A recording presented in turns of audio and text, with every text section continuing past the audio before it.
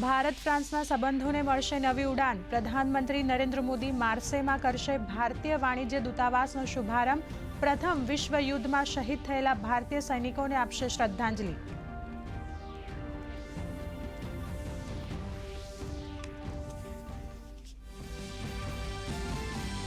માર્સેમાં પ્રધાનમંત્રી નરેન્દ્ર મોદીનું ભવ્ય સ્વાગત. ભારતીય સમુદાયમાં જોવા મળ્યો ભારે ઉત્સાહ.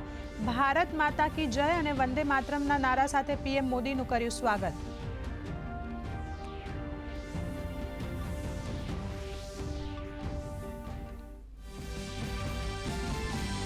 પ્રધાનમંત્રી નરેન્દ્ર મોદીએ ભારતના સ્વતંત્રતા સંગ્રામમાં બતાવ્યું માર્સેનું વિશેષ મહત્વ. કહ્યું, મહાન સ્વતંત્રતા સેનાની વીર સાવરકરે આ જ શહેરમાં આપ્યો હતો સાહસનો પરિચય.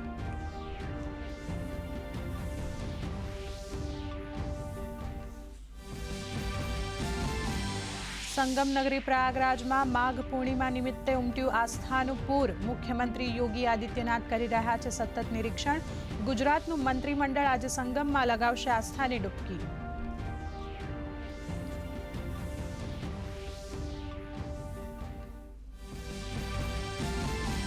નેશનલ ટેસ્ટિંગ એજન્સીએ જાહેર કર્યું જેઈઈનું રિઝલ્ટ. ગુજરાતના શિવેન તોષનીવાલ સહિત 14 લોકોએ હાંસલ કર્યા 100% પર્સન્ટાઇલ.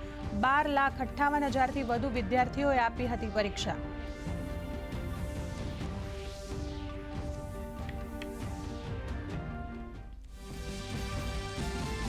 નાગરિકોના આરોગ્ય સાથે ચેડા કરનાર તત્વો સામે ફૂડ એન્ડ ડ્રગ્સ વિભાગની તવાઈ. છેલ્લા 1 વર્ષમાં રાજ્યના વિવિધ શહેરોમાંથી 50 ટનથી વધુ ભેળસેળવાળું પનીર થયું જપ્ત.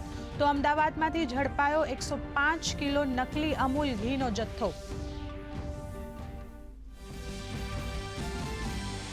જામનગરમાં 13મી ફેબ્રુઆરીથી ઇન્ડસ્ટ્રીયલ ઇન્ટરનેશનલ એક્સપો 2025નું આયોજન. જામનગર, અમદાવાદ, ભાવનગર સહિત દેશભરમાંથી બ્રાસના 200થી વધુ ઉદ્યોગકારો ઊભા કરશે પોતાના સ્ટોલ્સ.